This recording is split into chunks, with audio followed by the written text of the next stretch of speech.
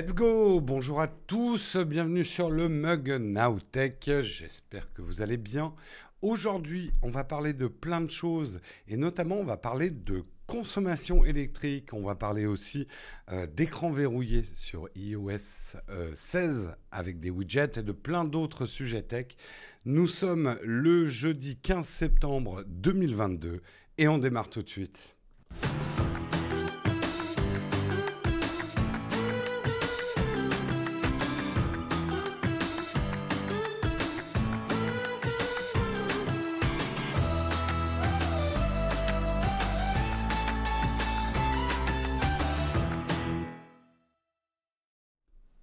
Bonjour à tous, j'espère que vous allez bien on est un jeudi matin, que vous avez la forme, comment ça va, le chat bien réveillé, bon pied, bon oeil. Bonjour à tous, salut Léonard de Vinci, joli pseudo, salut Shinro, salut PRM Boy, salut Olek Impec, même Mel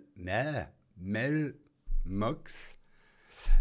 Pierrot et tout le monde, vous allez bien? Hello de Saint-Jean-de-Luz, ça fait longtemps que je suis pas allé à Saint-Jean-de-Luz. Ça me manque, c'est chouette Saint-Jean-de-Luz. Comment ça va chez vous? Qu'est-ce qui va pas tarder, Pierre-Neve? J'ai pas suivi votre conversation.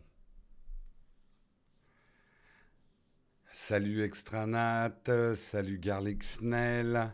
Est-ce qu'on a du monde ce matin? Ouais, quand même. Bonjour de Bordeaux. J'aime un peu moins Bordeaux. J'aime bien hein, Bordeaux. Mais c'est une ville que j'aime. En fait, je connais pas bien Bordeaux. Voilà. Pourquoi Jérôme commence à faire son top 5 des... Alors, top 5 des villes de France que Jérôme apprécie. Comment se mettre à la moitié de son chat à dos.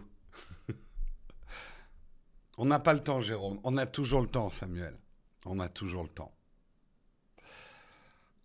Bonjour de Colombie. Eh bien, écoute, bonjour à toi, la poule d'acier. GG, la poule d'acier. Joli pseudo aussi. N'oubliez pas effectivement de vous abonner à la chaîne Replay, la nouvelle chaîne Replay sur YouTube. Si vous voulez suivre les replays, ils sont disponibles à partir de 21h gratuitement. Hein, beaucoup de gens nous ont dit « Ah, les replays sont plus gratuits ». Non, c'est faux. Ils sont simplement gratuits à partir de 21h. Et par contre, les contributeurs ont les replays directement, soit par Twitch, si vous êtes contributeur Twitch, soit sur le Discord, si vous êtes contributeur par un des autres canaux de contribution. Ah, Léo Duff a sorti sa vidéo, le problème avec l'iPhone 14. Ah, je l'ai pas vu. Je l'ai pas vu. Bonjour du bassin d'Arcachon. Eh ben, bonjour à toi. Comment ça, tu aimes moins Bordeaux? En fait, quand je dis j'aime moins Bordeaux, j'efface. En fait, Bordeaux, on va dire ces dernières années, je ne suis allé à Bordeaux que dans des circonstances pas très joyeuses. Donc ça a un peu stigmatisé pour moi Bordeaux. Voilà. Donc c'est pas la faute de Bordeaux, c'est plutôt la vie, quoi. On n'a pas que des trucs heureux dans la vie. En tout cas, un grand merci à Oxymore12 pour son 26e mois d'abonnement. C'est plus de l'amour, c'est de la rage. Merci Hélène Gigi pour son 23e mois d'abonnement. Merci beaucoup à Manon aussi qui avait offert un abonnement. Je suis en train de lire les trucs. Mais en tout cas, merci Oxymore et Hélène qui essayent de lancer le train de la hype. Ils sont tous les deux tout seuls à pousser tout le train. Vous n'avez pas honte. Vous n'avez pas honte de les laisser là. Hein? Le sub par culpabilisation, nouvelle technique des streamers Twitch. Hein? Vous devriez avoir honte. Quelle indignité. Laisser deux personnes comme ça, toutes seules, à essayer de pousser le train de la hype. Franchement, dans quel monde on vit? Je suis horrible, vous pouvez le dire. Ce qui n'est pas horrible, par contre, c'est le sommaire du jour qu'on va, enfin j'espère qu'il n'est pas horrible, qu'on va consulter ensemble. On va parler, et sachez qu'il y aura de plus en plus ce type d'article. On va parler effectivement, si le site de Numérama veut bien faire un affichage correct. Les économies d'énergie. Et ouais, c'est dans l'actualité. C'est de la tech aussi, hein, mine de rien. Et on va parler justement d'économies d'énergie qu'on obtiendrait en éteignant tous les panneaux publicitaires. On en parle pas mal et Numérama a fait un bon article là-dessus. On passera ensuite à un article de Mac Forever sur la nouvelle DJI Osmo Action 3 qui plus que jamais marche sur les plates-bandes de GoPro. Ça intéressera ceux qui s'intéressent aux caméras d'action. On passera ensuite à un article de Presse Citron avec les écrans verrouillés iOS 16, avec justement des apps sublimes, n'exagérons rien, des apps sympas, qui ont un widget justement que vous pourrez ajouter sur votre lock screen. Ça sera notre petit moment tuto, on va dire. On va parler des Sims 4. Un univers que je ne connais pas du tout, parce que je n'ai jamais joué aux Sims, mais probablement que certains d'entre vous y jouent. Et une bonne nouvelle, les Sims 4 deviennent gratuits. Tout le monde pourra y jouer. Ils adoptent effectivement le mode freemium. On en parlera, et peut-être de l'annonce des Sims 5. Et puis après, il y aura les Simpsons. Elle est nulle. Je continue. Nous aurons un article que j'ai trouvé passionnant. Parce que je suis Minecraft, mais de loin. Ça fait très longtemps que je n'ai pas joué à Minecraft. Ils font des trucs incroyables, les gens dans Minecraft. Tellement incroyables qu'ils sont arrivés à fabriquer un ordinateur dans Minecraft qui fait tourner Minecraft. Si c'est pas méta, je m'y connais pas. Nous aurons ensuite une très courte pause publicitaire afin de vous inciter effectivement à contribuer. Et nous lancerons une tartine un petit peu moins rigolo que les autres articles, puisque nous parlerons du Salvador. Salvador qui avait adopté le Bitcoin comme monnaie nationale, et ça se solde par un échec spectaculaire. Nous parlerons justement de cet échec, et en quoi c'était une très mauvaise idée, et pourquoi le Bitcoin en lui-même, on ne va pas rentrer dans les débats, mais le Bitcoin comme monnaie nationale, c'est peut-être un peu tôt pour le faire. Voilà un petit peu pour le programme du jour. J'espère qu'il vous va, j'en ai pas d'autres. Et je vous propose de lancer tout de suite le Kawa.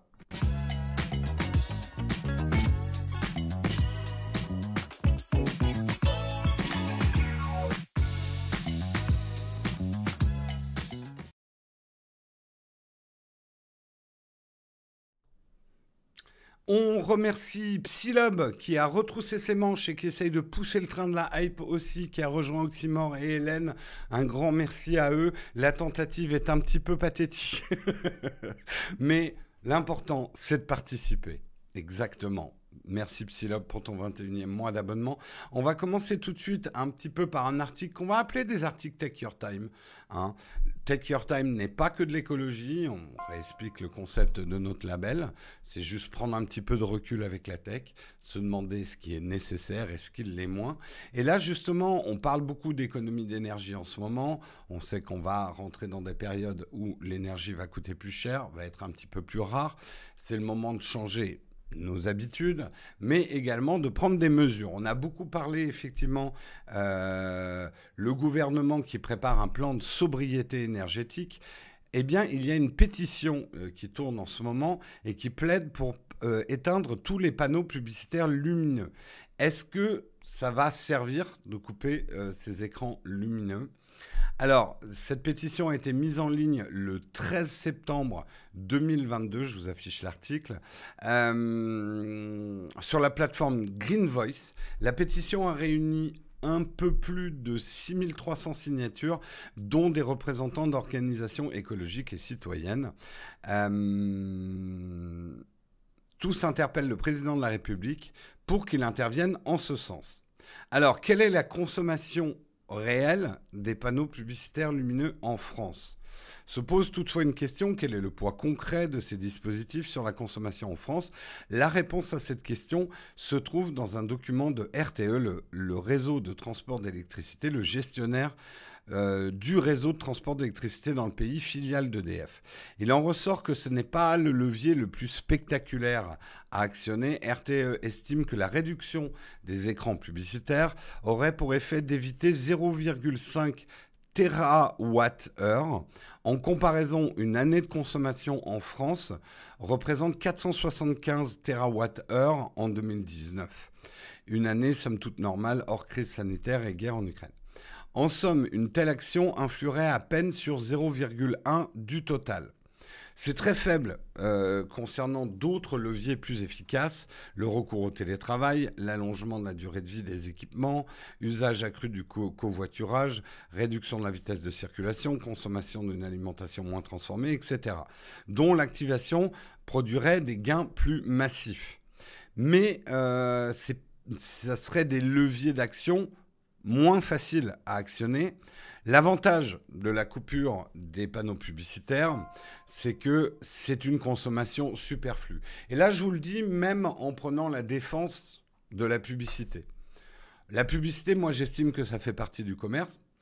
Il y en a peut-être trop, il faut éviter les abus, etc. Mais pour moi, ça fait partie du commerce. Donc, vous le savez, je ne suis pas un anti-pub absolu. Pour moi, la pub fait partie de l'économie de marché, en tout cas du commerce. Mais justement, en tant qu'ancien publicitaire, l'efficacité de laisser des panneaux publicitaires allumés la nuit, même en termes de publicité, ça a très peu d'impact. Parce que le nombre de gens qui vont voir ces panneaux est très faible, en fait. Donc, c'est même pas intéressant. Ça va même pas faire perdre de l'argent aux publicitaires de couper les panneaux publicitaires. C'est une nuisance lumineuse aussi, hein, pour habiter dans un centre urbain, c'est une nuisance lumineuse. C'est comme les vitrines. Ça va rendre effectivement les villes peut-être un petit peu plus sombres. Je trouve quand même qu'avec les éclairages LED, alors il y a d'autres problèmes avec les éclairages LED. C'est pas le sujet de cet article, mais on a quand même des éclairages un peu plus puissants. Donc je pense pas que les villes vont devenir malfamées si on éteint les vitrines et les panneaux publicitaires, parce qu'on aura des coins sombres et on sera comme dans Gotham. Donc en fait, je pense que c'est presque de la mesure importante à prendre, puisque c'est une consommation superflue. On s'en fout un peu que c'est un impact que de 0,1%. De toute façon, personne n'aime la pub, donc c'est une cible facile. Et je pense que ça dérangera personne qu'on coupe les panneaux publicitaires. J'ai vu que certains parlaient qu'on va éteindre la Tour Eiffel. Oui, c'est une bonne mesure aussi. Pour le tourisme, peut-être un petit peu moins, mais c'est pas grave. C'est pas très très grave. Qu'est-ce que vous en pensez un petit peu de tout ça, vous? Justement, vos réactions par rapport à cet article. Ah, on m'a bougé le chat. Pourquoi il a cette taille-là, le chat? Hop. Voilà. Au-delà de la pollution CO2, il y a la pollution visuelle, c'est clair. Il n'y a pas que des enseignes, mais également les panneaux LCD, pas grand-chose. On est dans le premier article. Ah, c'est quelqu'un qui demandait. Il y a un maire écologiste en banlieue parisienne qui avait carrément opté pour l'extinction des éclairages publics la nuit. Ouais, ça, je suis moins pour quand même. Alors, je sais pas. Là, je suis pas expert. Peut-être effectivement dans les zones pavillonnaires. En fait, je pense qu'il y a peut-être une étude à faire sur la fréquentation des rues la nuit. Est-ce qu'il n'y a pas des systèmes aussi de détection de mouvement? J'en sais rien, là aussi, hein, je ne suis pas un expert. Est-ce qu'on ne pourrait pas avoir des détecteurs de mouvement? Est-ce qu'on va lancer la mode de la frontale, hein? Déplacez-vous avec une lampe frontale la nuit. Ça peut paraître con, mais ça l'est peut-être pas tant que ça. Oui, la Tour Eiffel s'éteindra à 23h45 au lieu de 1h du matin. C'est pas un gros drame, effectivement. Disons que la photo d'amoureux à minuit, c'est fini. Je pense de toute façon, c'est pas des mesurettes dans le sens où elles sont symboliques. On peut pas demander à tout le monde de faire un effort, ou en tout cas, je sais même pas si on aura des efforts à faire en fait. Je pense que rien que d'être un peu plus conscient de ce qu'on fait avec l'électricité, l'énergie, ça permettra déjà de diminuer vachement les choses. Euh, Moi, je suis comme vous. Franchement, je suis absolument pas un modèle. Je suis vraiment pas un chevalier blanc avec le slip propre au niveau de la consommation d'énergie. Je suis le premier à savoir depuis 15 ans que mes trucs envahis consomment, que un certain nombre de choses consomment. J'ai drastiquement réduit quand même ma consommation électrique en adoptant que des ampoules LED. De toute façon, maintenant, on trouve quasiment que ça. C'est vrai que d'avoir maintenant des Philips Hue, ça m'a coûté cher à l'achat, même si on fait des partenariats avec eux. Mais c'est des lumières qu'on éteint plus facilement. J'ai un bouton à côté du lit qui éteint toutes les lumières de l'appartement, donc aucun risque qu'il y ait une lumière allumée qu'on ait oubliée. On a un bouton d'extinction totale de l'appartement quand on sort de l'appart. On a les commandes vocales. On peut régler quand même subtilement ces ampoules et ça, mine de rien. Il y a aussi une époque où nous, on était passé un truc de consommation électrique tiers qui a eu un effet. On a arrêté parce qu'avec, bien sûr, l'augmentation de l'électricité, c'était plus intéressant du tout. Mais par contre, ça avait un truc bien. Ça nous a... comme il y avait une consommation heure par heure, et on voyait vraiment les heures creuses. On a changé certaines de nos habitudes, notamment quand est-ce qu'on fait tourner les machines à laver. On a la chance d'avoir acheté de l'électroménager très récent, donc moins consommateur. Une machine à laver qui fait moins de bruit, donc on peut la faire tourner plus tard. Voilà, c'est ce genre de choses. Ça peut paraître con, mais regardez votre frigo s'il date depuis longtemps. S'il a des problèmes de givrage, ce genre de choses peut baisser drastiquement les choses, quoi. Je bosse de nuit régulièrement, rentrer en vélo de nuit quand les éclairages publics sont éteints. C'est pas plus dangereux dans ma ville, il n'y a personne. Voilà, donc il y a peut-être des études à faire dans ce sens-là, hein. Nos dirigeants actuels devraient montrer l'exemple en utilisant le train au lieu des jets privés. Ah, on va arriver au char à voile. Alors, je suis pas pour les jets privés. Par contre, sur des déplacements rapides de nos hommes politiques en cas de nécessité, je ne suis pas un jusqu'au boutiste là-dessus. Euh, Autant, je vais faire un peu de démagogie, mais c'est vrai que le déplacement d'une équipe de foot, ça m'en touche une sans faire bouger l'autre, hein, pour reprendre l'expression chiracienne.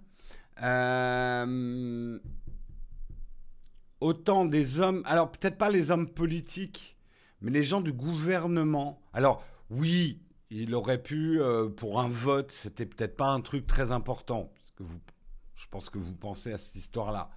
Castex, jet pour voter. Après, un pays, c'est pas facile à diriger, c'est beaucoup de boulot. Il y a des déplacements qui sont peut-être plus évidents, effectivement, avec les Falcons de l'État. Après, oui, il y a peut-être des comptes à rendre sur la nécessité de ces déplacements-là. Est-ce qu'ils sont tous nécessaires? Ça, c'est à regarder, ouais. Il y a aussi des questions de sécurité, hein, mine de rien, pour les hommes politiques.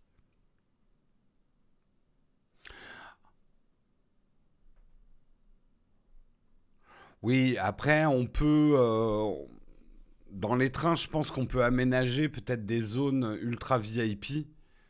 Le problème est plutôt l'embarquement effectivement de l'homme politique à la gare pour pas créer des mouvements de foule ou de joueurs de foot, hein. Négligeons pas cet aspect-là effectivement de la sécurité de gens qui sont connus, hein. Moi quand je prends un Ouigo, pas un Ouigo, un TGV ou c'est effroyable. Il y a 3000 personnes qui m'attendent à la gare. C'est infernal. Le train, il prend 3 heures de retard à cause de moi.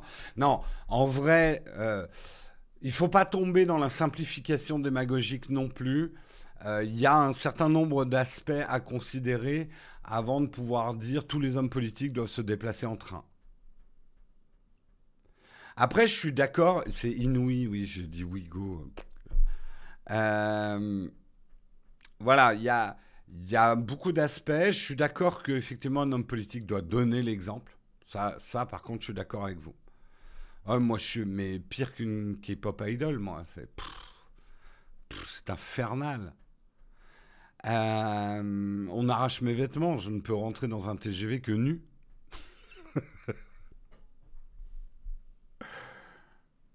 Je sais, hein, les équipes de foot anglaises font des déplacements en train.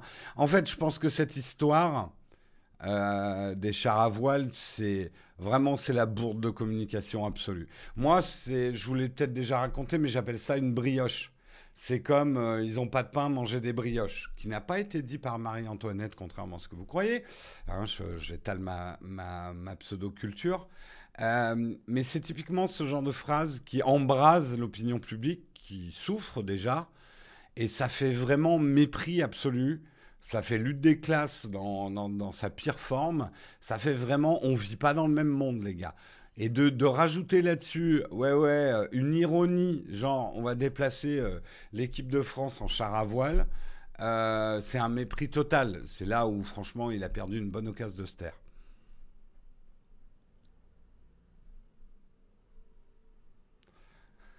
Parle d'économie d'énergie, mais nous ne faisons pas partie des plus gros pollueurs du monde. Ouais, mais Nakusu, justement, alors le principe de nous, on est 1% et la Chine pollue plus, donc nous, on n'a rien à faire et c'est à la Chine de bouger, c'est pas comme ça que ça marchera. Si tout le monde ne s'y met pas, la Chine ne bougera pas non plus, hein. Donc, on dit les hommes politiques doivent être valeur d'exemple, les peuples aussi, je pense. C'est pas parce qu'aujourd'hui, en France, on représente que 1% qu'on devrait avoir un comportement de gros porc, en fait. Ça justifie absolument pas.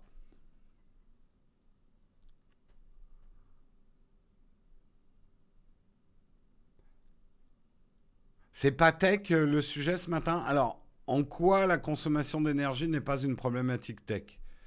Xaba, il faut que tu m'expliques.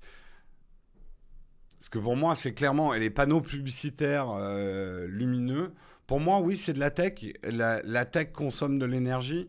On est constamment, quand on teste des smartphones, à l'optimisation des batteries et tout ça. Donc, la tech au sens large, comme on la pratique sur le mug, pour moi, tout ce qui concerne les consommations d'énergie, c'est de la tech, ouais. Mais après, on n'a peut-être pas la même définition de la tech. Tout à fait. Pour nous, tech, c'est société, c'est politique, c'est culture, etc.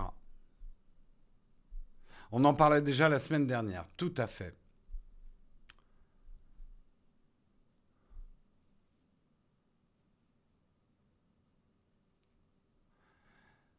Oui, oui, tout à fait. Sur la Chine, comment vous voulez qu'on dise à la Chine, ben, baissez votre consommation d'énergie, mais nous, on n'est que 1%. Donc, tiens, regarde, je laisse ma lumière allumée. Pff, marchera pas comme ça. En plus, je rajouterais juste ça, hein, c'est pas pour t'attaquer, mais vous savez que nous, on prône un label Take Your Time. L'écologie fait partie de Take Your Time. Ce n'est pas un label sur l'écologie, mais respecter la consommation électrique de la tech qu'on utilise fait partie d'une démarche Take Your Time, pour nous en tout cas.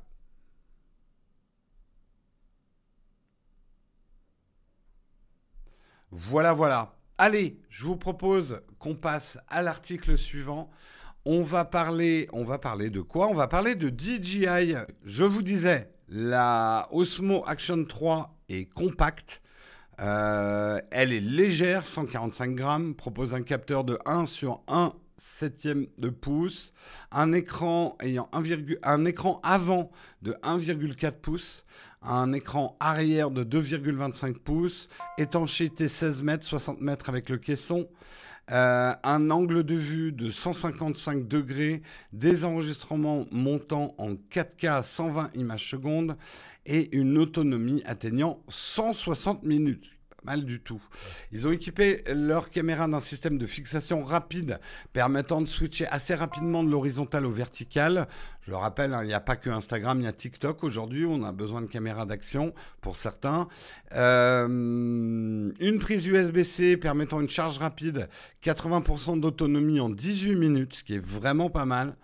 Les différents modes de stabilisation maison Rocksteady 3.0, Horizon Steady sont évidemment de la partie, tout comme l'enregistrement audio en stéréo avec des possibilités de passer par des microphones externes. Commande vocale et mode webcam. La DJI Osmo Action 3 est d'ores et déjà disponible sur le site officiel du constructeur au tarif de 359 € pour la version standard et 459 € pour la Bundle Adventure. Voilà un petit peu. Oh, on est rentré dans le train de l'hype. Bravo à vous. Un grand merci Grolb. Merci Team TNG. Merci Ouzoud. Merci ATXX. Merci Olivier SG. Merci Vindev L84. Merci Fred Luco. Merci Zetano. Merci Jean-Jacques Si. Merci Le Lorrain du 57 TV. Merci Natluc. Qui en a d'autres? Merci Psylob, merci Oxymore, que j'avais déjà remercié avec Hélène aussi. Ça y est, le train de la hype, let's go, ça régale. Merci Chaméléon également, merci beaucoup à vous les contributeurs. Train de la hype niveau 2. Niveau 3, mon Dieu. Merci aussi Bulle également, un grand merci à toi. Super large l'angle de vue, plus que l'œil humain. Ah oui, beaucoup plus. Là, on est dans l'ultra grand angle. On dit que l'œil humain, mais ça, bon, c'est un peu de la connerie selon les biologistes, mais globalement, retenez que l'œil humain, plus ou moins une longueur focale de 55 mm. 150 degrés, 155 degrés, je ne saurais pas faire la conversion exacte, mais à mon avis, c'est du 12 mm ou du 7 mm même. Donc c'est de l'ultra grand angle. Peut-être 12 mm. Je sais pas. Olek, tu sais calculer toi 155 degrés, combien ça fait en longueur focale?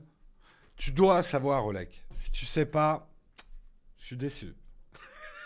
Pauvre Olek, il a rien demandé, il vient de cracher son café là.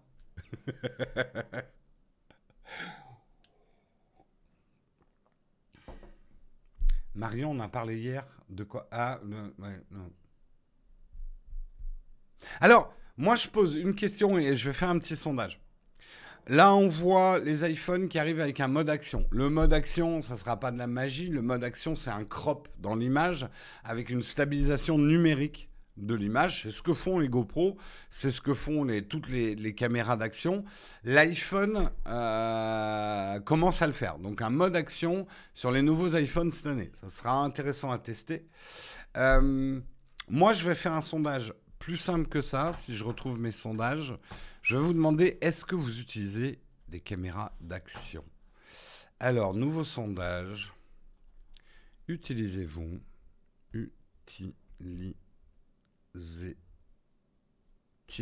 vous.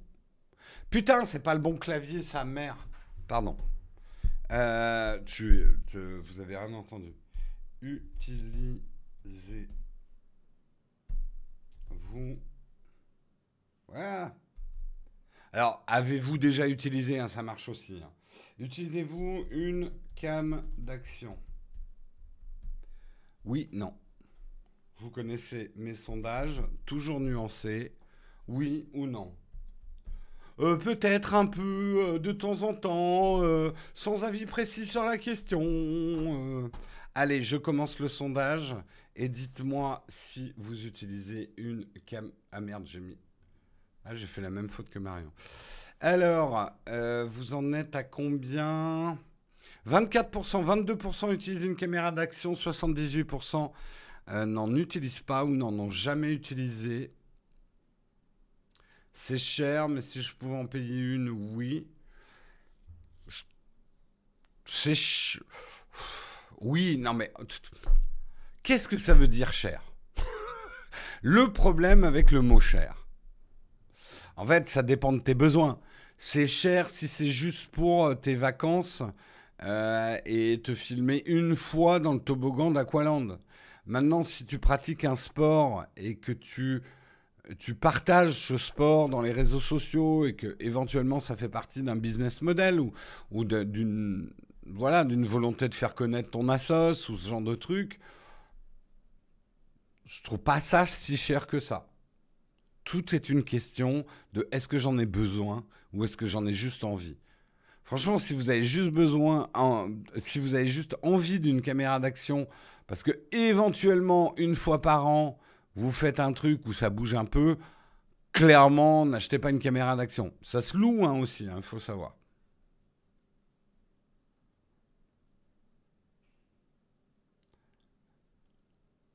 Quand je fais du télétravail sur du surf, d'accord.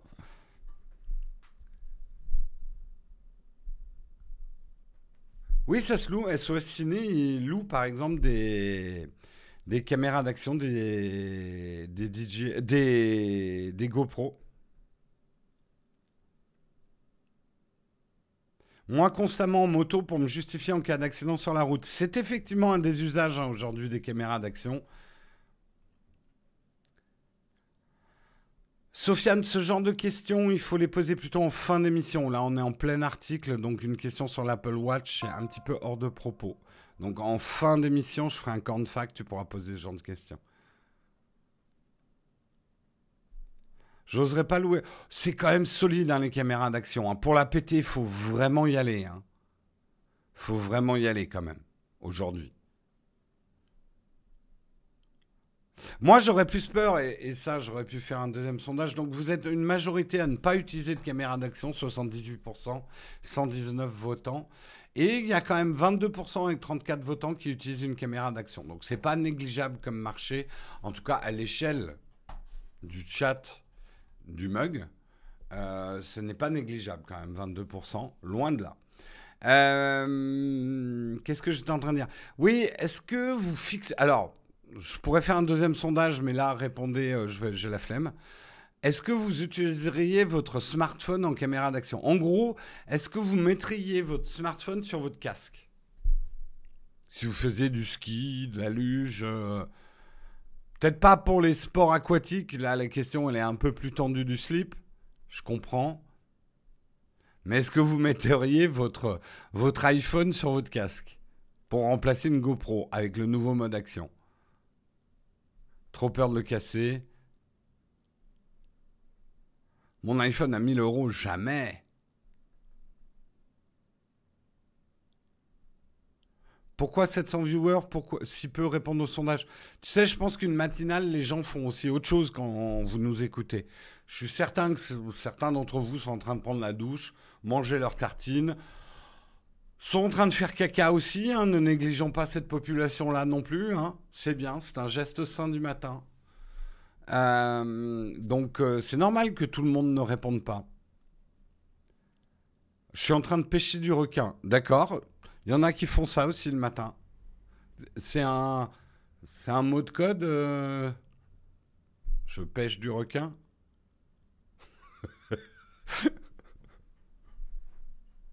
Certains travaillent aussi. Hein. Ils n'ont pas que ça à foutre de répondre à des sondages débiles.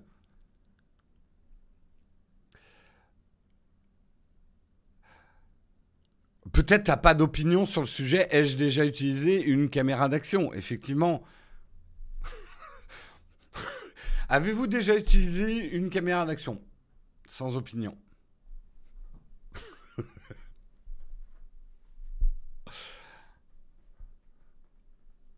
Un jour, je vais faire le sondage. Êtes-vous sur les toilettes?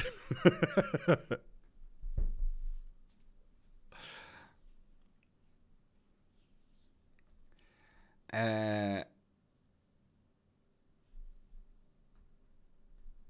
Caméra d'action ou vérité? Ah, elle est jolie. Ça. Non, elle est pas mal. J'aime bien, Manuel. Une caméra d'action ou vérité?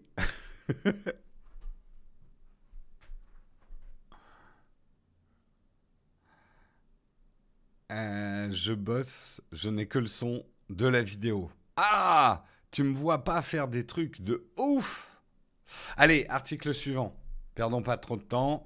On va parler, c'est un article un petit peu tuto, de l'écran verrouillé et iOS 16. Une des grosses nouveautés d'iOS 16, c'est effectivement cet écran verrouillé. Alors, vous pouvez mettre des photos et tout, mais c'est pas ça dont on parle. On avait fait une vidéo sur le sujet, mais vous pouvez surtout ajouter des widgets et c'est assez pratique à l'usage.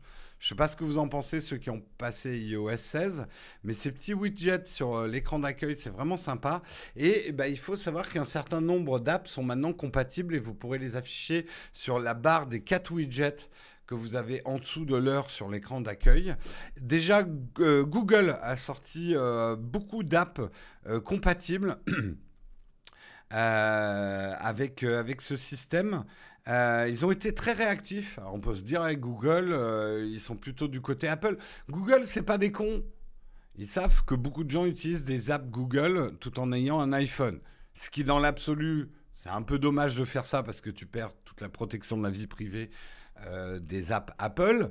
Mais en vrai, il y a des bonnes apps Google. Moi aussi, j'en utilise. Je suis absolument pas irréprochable sur le sujet. Donc là, on pourra par exemple intégrer un champ de recherche Google Chrome avec des possibilités de saisie vocale et de reconnaissance de texte via la caméra. Le widget donne également un accès plus rapide à Google Traduction. Vous aurez un widget Google Drive pour trouver vos derniers fichiers dès l'écran verrouillé. Un widget Gmail qui est disponible en 3 tailles, dont un format qui peut rester en haut de l'écran et montrer la date à côté du nombre de nouveaux messages reçus dans votre boîte de réception. Le widget du stress. Vous avez 2500 mails non lus. Le widget Google Maps qui donne des mises à jour en direct sur la circulation, le temps estimé, un widget Google News pour montrer les titres, etc. Donc beaucoup d'applis iOS de Google seront compatibles avec ce mode-là. Donc vous pourrez le rajouter, on le voit hein, d'ailleurs sur ce visuel que je vous montre. Les différentes applications Google. Donc sous l'heure, vous voyez pour ceux qui ne connaissent pas iOS 16, sous l'heure on peut afficher, il y a 4 emplacements pour mettre des widgets. Moi que j'appelle des complications, même si complications normalement c'est que pour les montres, c'est sur les Apple Watch, mais ça ressemble à des complications de montres en fait. Donc c'est des petites informations que vous avez dès votre écran d'accueil et avec lesquelles vous pouvez interagir. Tu trouves l'article très sombre, je sais pourquoi. Voilà, j'avais laissé mon iPad en mode où ça assombrit le point blanc. Je vous expliquerai un jour comment faire ça pour ceux qui ne savent pas faire. Très pratique quand vous regardez du contenu la nuit pour ne pas réveiller l'autre. Oui, oui, non, c'était pas... En fait, quand je fais 3 clics sur mon bouton d'allumage, regardez, hop, ça baisse mon point blanc. Ça évite d'éblouir la nuit. Et hop, je reclique 3 fois sur mon bouton d'allumage et je retrouve mon point blanc. Merci en tout cas de me l'avoir fait remarquer, je n'avais pas vu. Waouh! Non, en vrai, c'est génial. Indice, ça se trouve dans l'accessibilité. Ça marche aussi sur iPhone, ouais. Ok, l'oreillette me le disait depuis 40 minutes.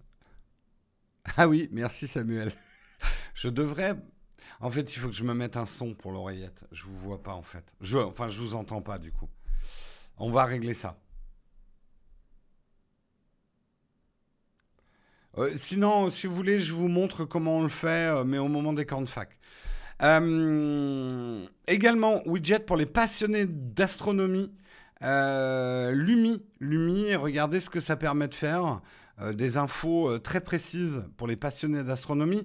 Sachez aussi, et c'est ça qui est vachement malin dans le système d'Apple, que vous pouvez attribuer des widgets à des modes de concentration. Si par exemple vous avez un mode concentration nuit, à laquelle vous avez mis le critère activer ce mode de concentration dès que le soleil se couche, vous pouvez aussi décider que vos widgets d'astronomie n'apparaîtront que la nuit, par exemple. Donc il y a vraiment des trucs très malins à faire avec les widgets. Donc il y a 4 emplacements, mais ces emplacements, vous pouvez les changer selon vos modes de concentration. Ça, c'est... franchement, moi qui l'utilise depuis 2 mois iOS 16, ça paraît rien, mais moi, ça a changé pas mal mes usages au quotidien. Les petits usages. Et là-dessus, Apple est très fort. C'est des trucs, c'est vrai, quand vous en entendez parler dans une keynote, vous faites ouais, pas très spectaculaire. Et en fait, c'est des petits trucs du quotidien qui sont vachement bien foutus. Vous avez également Alid Mark II, qui est une appli de photo de débrayage pour prendre des photos en manuel sur l'iPhone que je vous recommande. C'est vraiment une super app de photos. Là, vous pourrez effectivement avoir le widget directement sur l'écran d'accueil pour allumer directement Alid, un peu avec la même facilité d'accès que l'appareil photo d'Apple qui est en bas à droite. Là, vous aurez le widget Alid dès l'écran d'accueil. Ça, c'est vraiment intéressant. Widget Smith qui va permettre de forger ses propres widgets. Ça existe depuis longtemps, un widget Smith, mais là, justement, ça va permettre de faire des widgets. Là, on le voit, vous voyez, le petit chien transparent, c'est un widget qui a été créé avec Widget Smith. Hop. Non, Alid, c'est vraiment bien. Testez-le, Alid. Si vous aimez bien faire des photos avec votre smartphone, mais pousser un petit peu plus loin le débrayage, même pédagogiquement, je trouve qu'il est bien foutu, Alid. Et la communauté, je fais une aparté, mais la communauté de dev derrière Alid est passionnante. C'est vraiment des passionnés de photos qui se connaissent vachement en technique, qui ont décortiqué la technologie photo des iPhones et leurs vidéos sont super intéressantes. Je dirais que le petit chien est mort, mais ouais. Vous faites ce que vous voulez avec vos widgets. Vous avez aussi Reddit, ce que vous pouvez mettre sur l'écran d'accueil grâce à l'appli Apollo, qui est une appli qui permet de consulter Reddit un peu plus jolie. Donc vous aurez une série de widgets lock screen, un widget qui montre les posts les plus tendances sur l'écran d'accueil, mais aussi un widget assez amusant sur la distance totale de scrolling que vous avez parcouru dans l'application. Donc ça peut être rigolo. Pour les plus fitness d'entre nous, il y a Smart Gym qui va vous permettre de poursuivre la progression de vos exercices fitness dès l'écran d'accueil. Là, par exemple, c'est quelque chose que vous pourriez mettre sur un mode concentration. Je suis en train de faire du sport, ne me dérangez pas. Vous aurez 2 widgets Smart Gym qui peuvent s'afficher, par exemple, dans ce mode concentration. Mercury Weather, un peu plus poussé que l'appli Weather de base, qui est déjà pas mal, mais si vous êtes des obsédés de la météo, ça peut être sympa. Ça sera également compatible avec le Dynamic Island, dont on va parler bientôt. Vendredi ou samedi, nos prises en main devraient sortir. Voilà. On est comme vous, on reçoit les iPhones, pour ceux qui les ont commandés, et qu'ils les ont eus à cette date-là, on va les recevoir vendredi dans la journée. Donc, je ne peux pas vous dire quand sortiront les vidéos, mais imaginez bien que si on les reçoit à 18h le soir, les iPhones, la vidéo, elle ne va pas sortir à 18h30. Après, on a prévu de faire une nuit blanche de travail. On fait ça chaque année pour la sortie des iPhones. Donc, vous aurez nos prises en main les plus rapides possibles.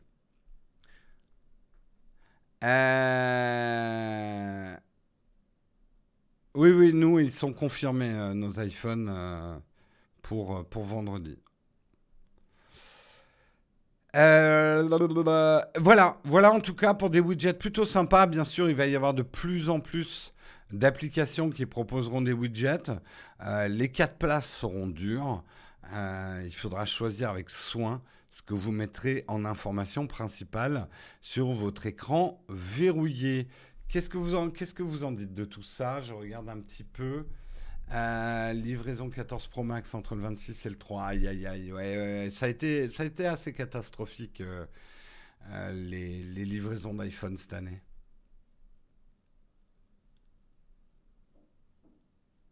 Bah, on va le dire. Certains d'entre vous ont peut-être vu la vidéo de Léo Techmaker hier ou avant-hier. Voilà, nous on fait partie de la catégorie des créateurs de contenu tech ou influenceurs tech, vous nous appelez comme vous voulez, qui ne sont pas invités par Apple, à qui Apple ne prête pas les produits en avant-première. Nous, on doit les acheter comme vous, avec les mêmes stress au niveau de l'achat. On a des techniques pour essayer. Moi, on a failli pas les avoir, hein, pour le jour de la sortie, parce que cette année, c'était quand même très compliqué, les commandes. Mais je dirais que voilà, nous, on donnera, contrairement à ce que certains d'entre vous pensent qu'on est des Apple fanboys, mais nos avis seront complètement détachés de ce que Apple pense de nous. Parce qu'on sait que Apple ne nous invitera jamais. On ne fait pas partie des influenceurs qui intéressent Apple, en fait. Donc on s'en fout, on donne notre opinion. C'est pas une question d'objectivité, parce que ça, je pense, c'est un faux débat, mais voilà. Quand vous avez fini d'en faire une vidéo, vous allez les revendre. Alors, on les revend, les iPhones qu'on achète, effectivement, Nucrise, on les revend à nos contributeurs qui ont droit, qui ont accès en fait à notre vide-grenier, mais on les revend 2 ans après, nous. Parce qu'on en a besoin, 1 an après, puisqu'on en a besoin l'année d'après pour faire les comparatifs. Donc les iPhone 14 qu'on achètera cette année ne seront pas revendus tout de suite, mais par contre vous pourrez faire une bonne occasion dans 1 an. Là on va revendre les 13 cette année en fait.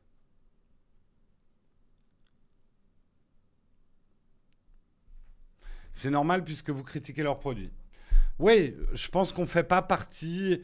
Vous le remarquerez, tous les influenceurs. Alors, tout le monde nous dit, oui, mais MKB HD, lui, il est invité. Quand tu as atteint un certain niveau de notoriété, Apple ne peut pas faire autrement que de t'inviter, même si tu dis du mal de leurs produits. Mais il y en a très peu, des influenceurs qui ont ce niveau-là. Après, le reste, à Justine, etc. Et c'est pas une critique, ce que je vais dire, mais c'est des gens qui font un type de contenu où ils disent rarement du mal de n'importe quel produit.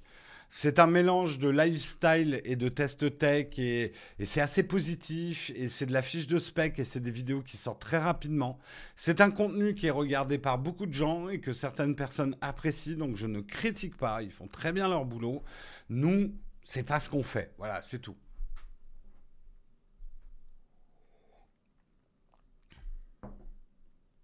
Et pour être clair, d'ailleurs, comme Léo le dit, moi je suis très content pour JB, je suis très content pour Jojol qui puisse être invité par Apple. Ils partagent ça avec leur communauté. C'est très cool. Je ne ressens pas de jalousie parce que je ne pourrais pas faire ce qu'ils font dans le sens où je fais pas le même type de contenu et que Apple ne voudra jamais de moi. Après, et j'ajouterai ça parce que j'ai un peu envie de parler de cette vidéo parce que je pense qu'elle est importante. Léo a clairement jeté un pavé dans la mare. Bon, après Léo rassemble sur sa chaîne plein de gens qui n'aiment pas Apple.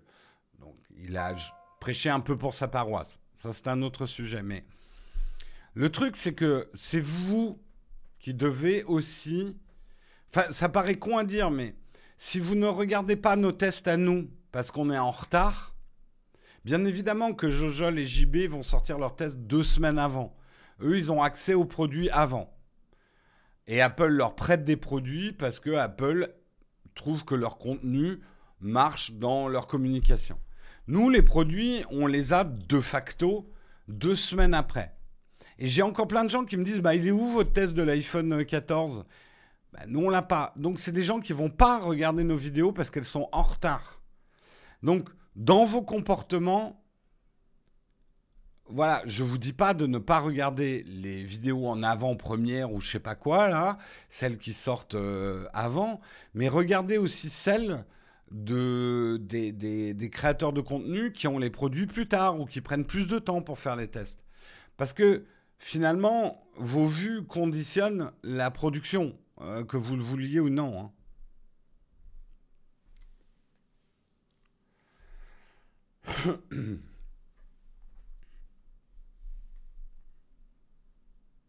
Donc je le dis, mais dites-le aussi autour de vous, parce que vous, on sait que vous êtes fidèle à la chaîne et que vous aimez bien notre type de contenu. Donc, mais c'est aussi une pratique à, je sais pas, votre petit neveu qui ne regarde que les iPhones en avant-première, ce genre de truc. Dites-lui, ça peut être sympa que tu regardes un mois après ce qu'ont fait les autres. Ça peut te donner un autre point de vue. Voilà. Alors, mélangeons pas tout. Ils sont pas payés par Apple, hein, JB et Jojol. Ils sont invités. C'est une forme de paiement. Je suis d'accord. Mais ils payent pas leur loyer avec de l'argent que leur donne Apple. Apple, à ma connaissance, n'a jamais payé aucun influenceur dans le monde. Ils en ont pas besoin.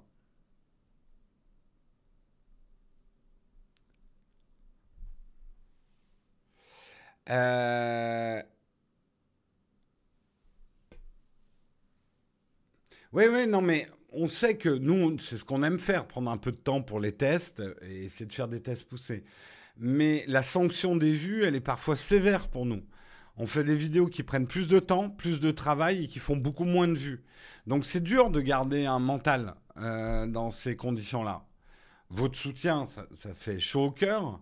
Mais quand il s'agit d'aller voir des sponsors qui viennent nous dire vous êtes content, mais moi enfin vous êtes gentil, mais moi je préfère faire 1 million de vues que de faire 10 000 vues. C'est normal de la part d'un sponsor.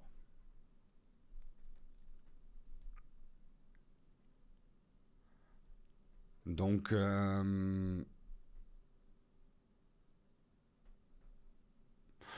Léo Duff, il est sur un autre créneau et c'est pas du tout une critique non plus parce qu'il fait très bien ce qu'il fait. Léo Duff, il est sur la polémique. D'où ses titres, le problème avec. Il va soulever des débats sur un problème. Et son contenu est créé pour déclencher des réactions, en fait. Donc, c'est un autre registre encore.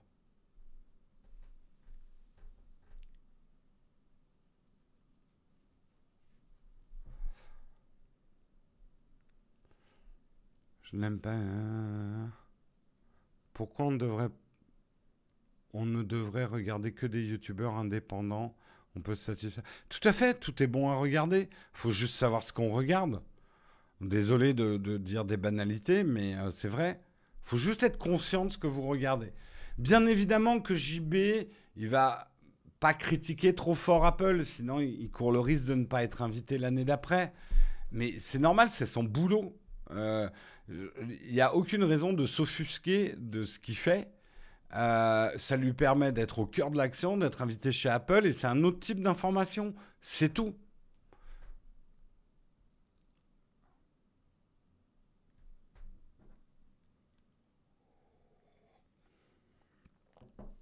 Parce qu'il y a des gens, et plus de gens aiment regarder ce type de contenu que notre contenu. C'est comme ça.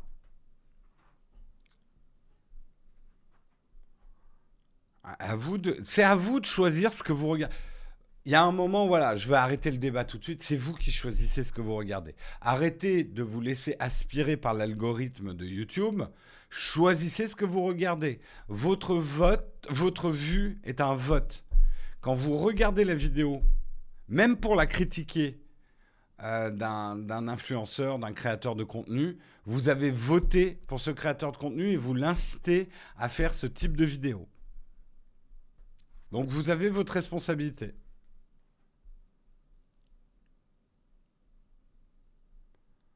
Bref, si on passe à l'article suivant, hein, je vous propose de passer à l'article suivant. Nous passons à l'article suivant. On va parler des Sims 4. Alors les Sims, c'est vraiment un domaine et un jeu que je ne connais pas du tout. Mais la bonne nouvelle, c'est que ça devient gratuit. Alors peut-être que je testerai si c'est gratuit. Il devient free-to-play dès le 18 octobre 2022, Sims 4. Vous pourrez le télécharger gratuitement. Et pas que sur Origin, mais également sur Steam, etc. Alors attention, les DLC, les packs, eux, restent payants. C'est le jeu de base, bien sûr, qui serait free-to-play.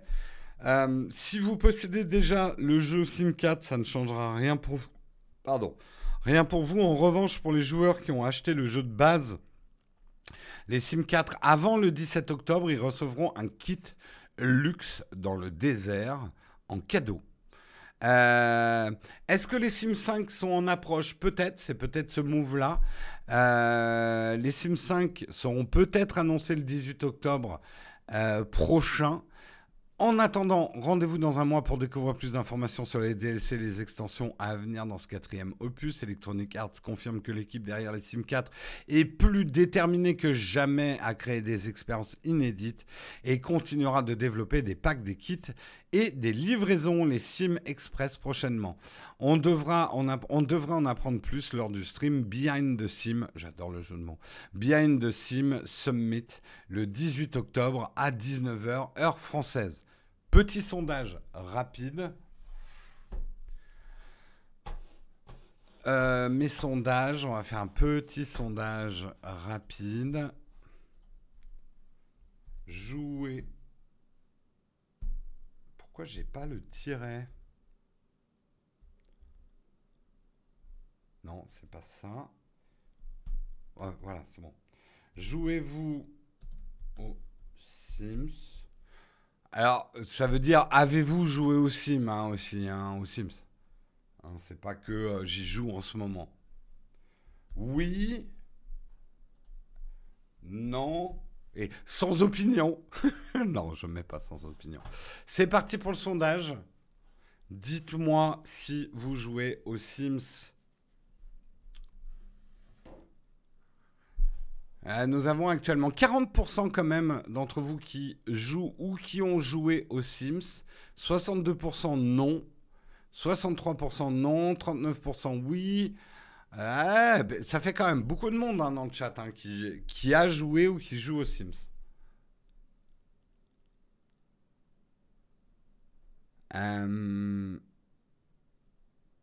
Flonflon, il joue aux Sims. Ah, je savais pas. Alors, moi, j'ai jamais joué. Je crois que j'ai essayé et je trouvais pas ça ludique. Mais c'était il y a longtemps. Hein.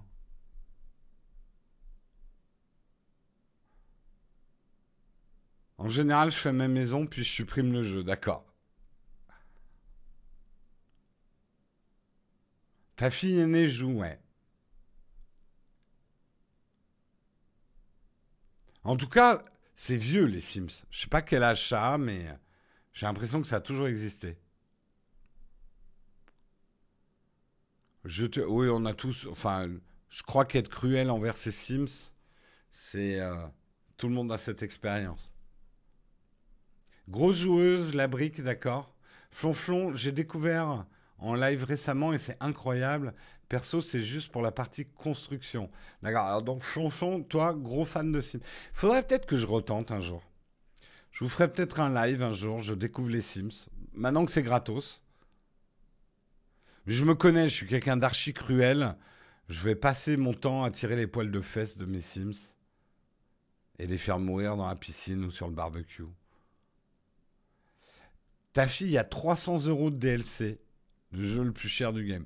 On peut aller plus haut hein, en DLC, je te garantis. Hein. Donc vous êtes quand même une majorité à pas jouer, mais ce qui est le plus notable, vous êtes quand même 43% à avoir joué ou qui jouent aux Sims. Donc Flonchon, c'est un bon créneau les Sims. C'est limite si tout l'argent de poche qu'on file à mes filles aînées ne passe pas dans l'achat de pack. Ah, c'est marrant. Hein. J'ai pas envie de dire c'est la nouvelle maison de poupée parce que c'est un petit peu trop genré de dire ça. Euh, mais je pense que c'est à la fois le nouveau jeu. Enfin, c'est comme Minecraft, quoi.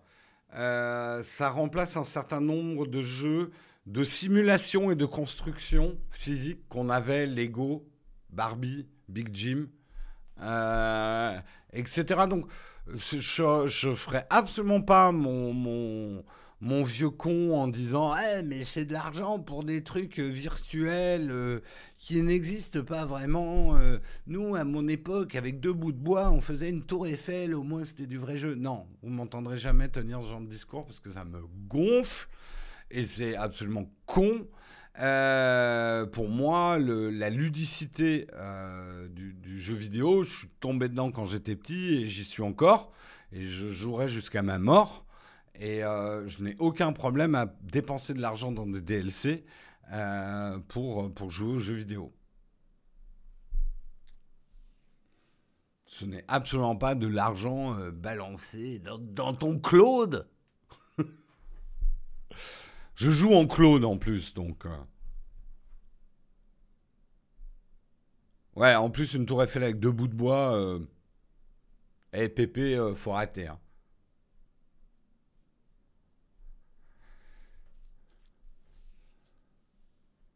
Braquer, taper, tuer, voler. Le Claude. Le Claude français. Absolument. En tout cas, j'en profite pour remercier nos contributeurs de maintenant. Merci Cyril, 27 500. Merci Merci Pseudo que je ne vais pas prononcer. Merci Guacaroni. Merci Vlad Josiane. Merci Gecko Splinter. Merci Jojo Escargot. Merci aussi Bulle. Merci Chaméléon. Je vous ai déjà remercié. Mais voilà. Oui, on est un petit peu obligé de lire les pseudos avant de les prononcer, hein. On connaît les petits malins qui font des pseudos machin. Donc parfois j'ai un petit peu de latence, hein, quand je lis les pseudos. Et voilà, un pseudo qui commence par S, E et X, j'ai tendance à ne pas le lire.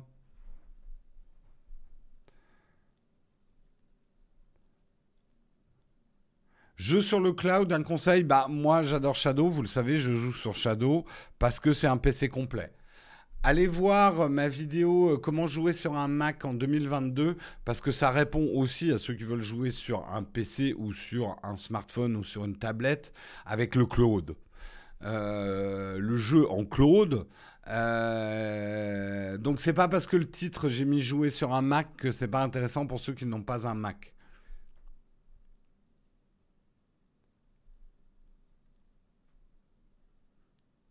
Shadow c'est trop cher, mais tout est trop cher ma bonne dame.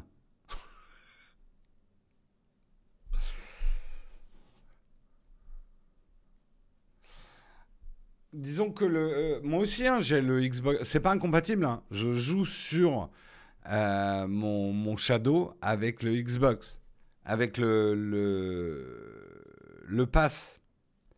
C'est différent. Le problème du Pass.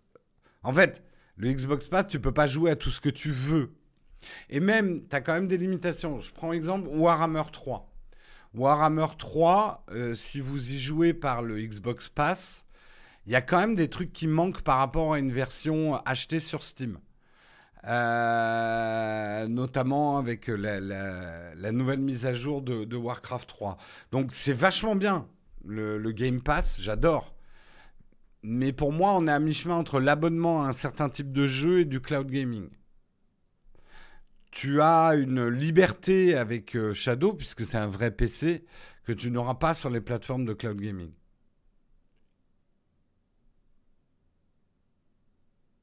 Oui, c'est du cloud computing gaming, Shadow, pour être exact.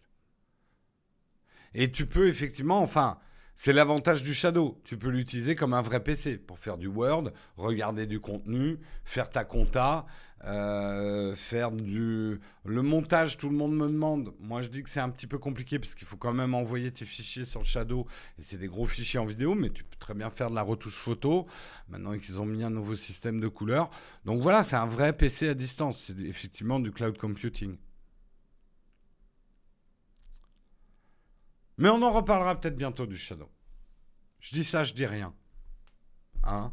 Si on passait au dernier article, parce qu'il est 9h04, dernier article, je vais vous le faire assez rapidement, mais c'est un truc passionnant, je vous conseille d'aller voir. Je vais vous montrer la vidéo et je vais parler en même temps de la vidéo. J'espère que vous n'aurez pas le son de la vidéo, comme ma boulette de tout à l'heure. On vérifie tout de suite.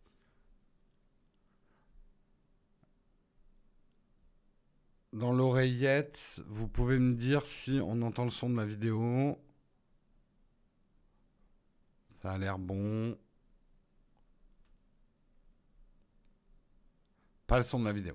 Ok, vous voyez ici effectivement, alors c'est un groupe de joueurs qui construit carrément un ordinateur. C'est-à-dire qu'aujourd'hui, pour ceux qui ne connaissent pas Minecraft, il y a des moyens avec notamment des torches, du redstone et d'autres éléments du jeu de carrément créer des circuits imprimés qui fonctionnent. Alors regardez la taille, hein, imaginez la taille d'une brique Minecraft. Mais là, ils ont construit un ordinateur. Alors, c'est de l'ordinateur très primitif, bien évidemment. Je vais vous donner les specs tout à l'heure. Vous allez voir à l'affichage, c'est pas très très spectaculaire. Mais ce qui est spectaculaire, c'est que des mecs, alors là, vous voyez les trucs qui s'allument rouges, c'est les torches justement, reliées en redstone qui sont un petit peu les fils électriques, on va dire, dans Minecraft. Alors là, vous voyez l'affichage, c'est très sommaire, on est dans l'affichage Game Boy en fait. On est un peu dans ces défis que se lancent certains de lancer Doom sur une machine à laver ou ce genre de choses, mais on ne peut que admirer quand même la prouesse. Le jeu est quand même fonctionnel. Alors, je vous garantis qu'on ne jouera pas vraiment à Minecraft. Il arrive à construire une maison avec ce Minecraft assez primitif. Mais ce qui est génial, c'est qu'on arrive quand même à jouer à Minecraft avec un ordinateur dans Minecraft. C'est quand même un truc de malade. Je trouve ça assez dingue, quoi. Construire avec Minecraft un ordinateur qui permet de jouer à Minecraft. Alors, il y avait déjà des ordinateurs dans Minecraft qui permettaient de jouer à Snake ou à des jeux, des vieux jeux de smartphone assez simples. Mais là, je trouve ça ouf, quoi.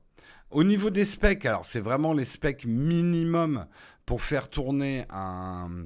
C'est un processeur de 1 Hz avec une carte graphique Among Us, 6K de mémoire vidéo, le tout sur un écran de 96 x 96 pixels qui ne peut générer que 2 couleurs différentes. Ça fait pas rêver, mais pour un ordinateur dans Minecraft, c'est pas si mal. C'est même c'est un ordinateur très puissant dans le type d'ordinateur que tu peux construire dans Minecraft. Mais c'est fou quand ils pensent. Ils construisent un ordinateur virtuel qui fonctionne.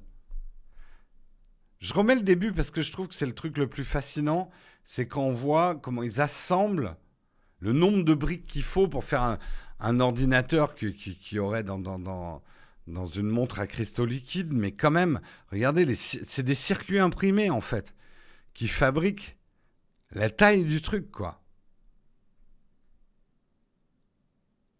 On peut miner des bitcoins avec le Minecraft. Dans Minecraft, c'est pas mal. C'est pas mal.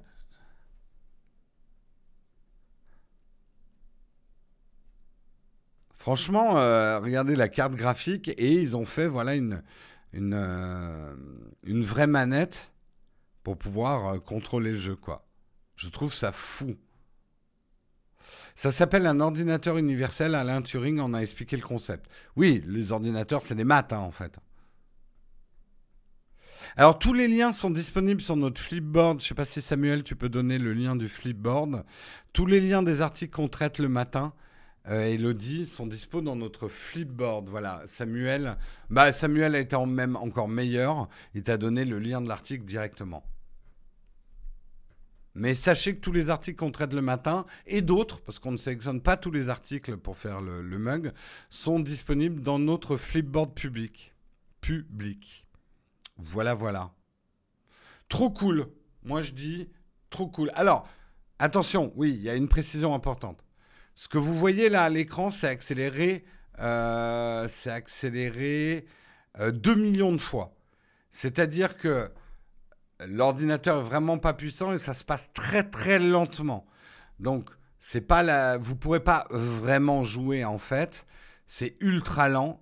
C'est vraiment l'équivalent d'écran à cristaux liquides. Donc, c'est pas jouable dans l'absolu, puisque là, la vidéo, elle est accélérée 2 millions de fois.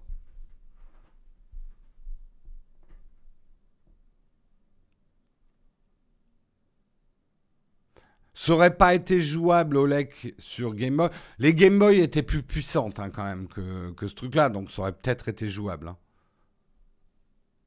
Ça aurait peut-être été jouable. Après, une Game Boy, il y avait quand même des nuances de gris. Là, vous n'avez qu'un affichage qu'on appelle de la vraie bicro, c'est-à-dire c'est soit noir, soit blanc. C'est un affichage binaire. Vous n'avez aucune nuance de gris là-dedans. Rien de sexy.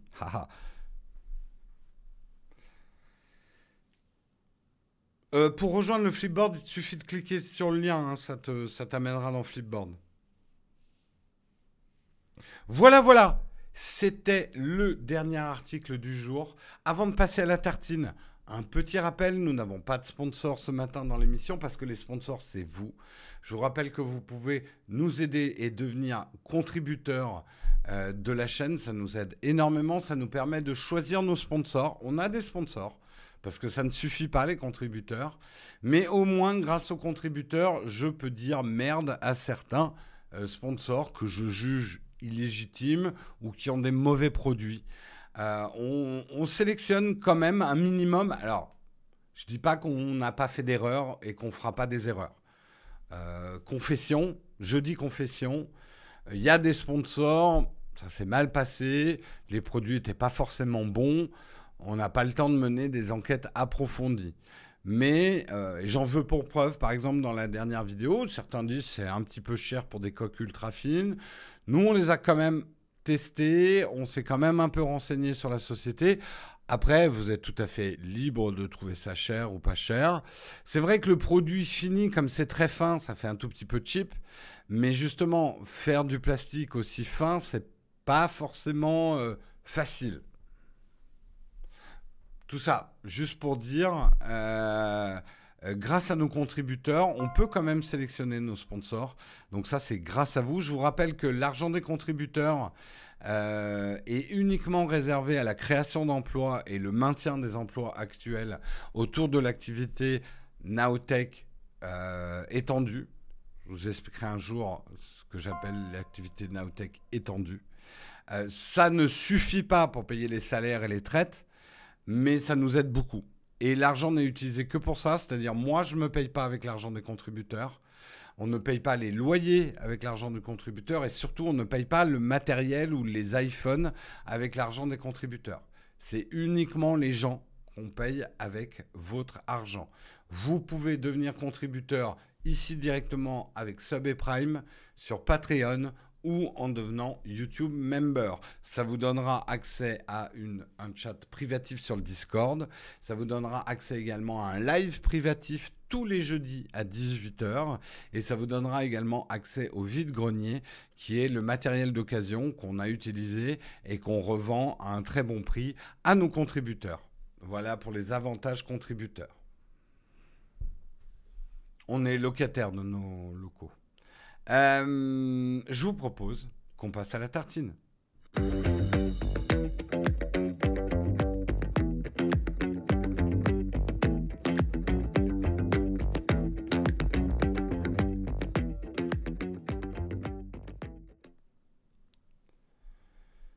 Vous faites partir l'argent de plusieurs comptes que les contributeurs ne savent. Disons que c'est une manière de ranger notre compta, BD de la masse.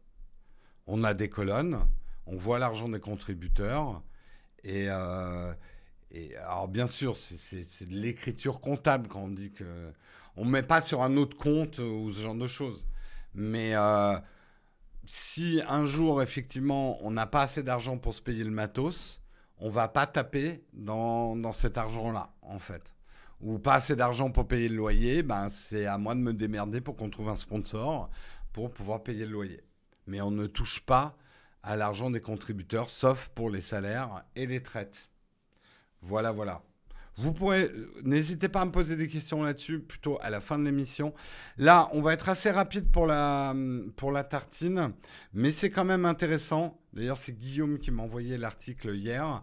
L'article est assez touffu, donc si vous voulez aller plus loin, je vous conseille d'aller le lire. C'est un article sur l'expérience du Salvador en matière de Bitcoin, qui s'est soldé par un échec spectaculaire. Les adeptes du Bitcoin, le Salvador ressemble à un paradis. C'est l'un des rares endroits au monde où vous pouvez utiliser le Bitcoin pour acheter un coca, une bière ou une plage. En tout cas, c'est ce qu'on avait promis. Et pourtant, le Salvador est loin d'être un rêve pour les crypto-monnaies. Au lieu de ça, il s'est transformé en un récit édifiant sur ce qui se passe lorsqu'un pays adopte une crypto-monnaie, essaye de l'intégrer à son économie et se présente comme un havre de paix technologique. Le président Nayib Bukele, un passionné de crypto-monnaie, a fait la promotion de l'initiative du Salvador qui passe au Bitcoin, estimant que cela apporterait de multiples avantages économiques. Ses ambitions s'étendaient à la construction d'une ville baptisée Bitcoin City, un paradis fiscal financé par l'émission d'1 milliard de dollars d'obligations d'État.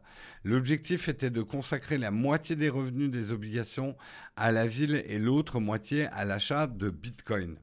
Il disait en 2021, investissez ici et gagnez tout l'argent que vous voulez. Bukele avait promis que le Bitcoin City serait équipé d'un aéroport, de zones résidentielles et commerciales et d'une place centrale conçue pour ressembler au symbole du Bitcoin vu du ciel. Un an plus tard, plusieurs rapports sur la situation notent que les preuves sont plus que suffisantes pour conclure que Bukele n'avait aucune idée de ce qu'il faisait. C'est quand même grave pour un président d'un pays. Parce que je le rappelle, quand même, le Salvador fait partie des pays les plus pauvres du monde. Et ça sera justement... on en reparle à la fin, justement. Son plan n'a pas fonctionné comme prévu lors d'une récente visite dans la zone située à l'ombre du volcan Concagua, dans l'est du pays d'Amérique centrale, donc le Salvador. Les experts n'ont trouvé aucune machine lourde, aucun ouvrier, aucun bâtiment. Donc, Bitcoin City, rien n'est fait. Une expérience financière audacieuse s'est révélée être un échec presque total. On a vu que le Bitcoin est un actif financier très spéculatif et très variable. Lorsque le Salvador, l'un des pays les plus pauvres d'Amérique latine, a opté pour le Bitcoin comme monnaie légale le 7 septembre 2021, le prix d'échange de la crypto-monnaie a avoisiné les 47 000 $. Un an plus tard, il vaut moins de la moitié, en tout cas en valorisation. Et s'échange mardi à environ 19 770 $. Il a regrimpé à 20 149 $ aujourd'hui. Le gouvernement de Bukele a refusé de faire des commentaires sur cette histoire, mais a défendu le fait de doubler la mise sur le Bitcoin, y compris dans l'acquisition de 2381 Bitcoins. Donc faites la multiplication de combien ça leur a coûté. Assurant qu'il s'agissait d'un plan à long terme, il affirme que sa politique en matière de Bitcoin a attiré plusieurs investisseurs, réduisant ainsi les commissions bancaires à zéro. Enfin, il a dit « Non, ce que j'ai fait, c'est bien ». Bah non, en fait, c'est pas bien, parce que le Salvador est déjà un pays lourdement endetté. Le Fonds monétaire international a demandé d'ailleurs au Salvador de revenir sur son statut de monnaie légale du Bitcoin en invoquant des problèmes financiers, économiques et juridiques, ce qui complique justement l'accord avec le prêteur et le FMI, qui prête énormément d'argent au Salvador, la dette, hein. C'est pas le seul pays à en avoir, hein. Nous on en a une énorme en France, mais c'est un pays qui a du mal à solder sa dette. Pas rentrer dans les mécanismes économiques, mais c'est intéressant. Pourtant, malgré des lois au Salvador incitant et même obligeant à l'utilisation du Bitcoin, il n'a pas vraiment été adopté.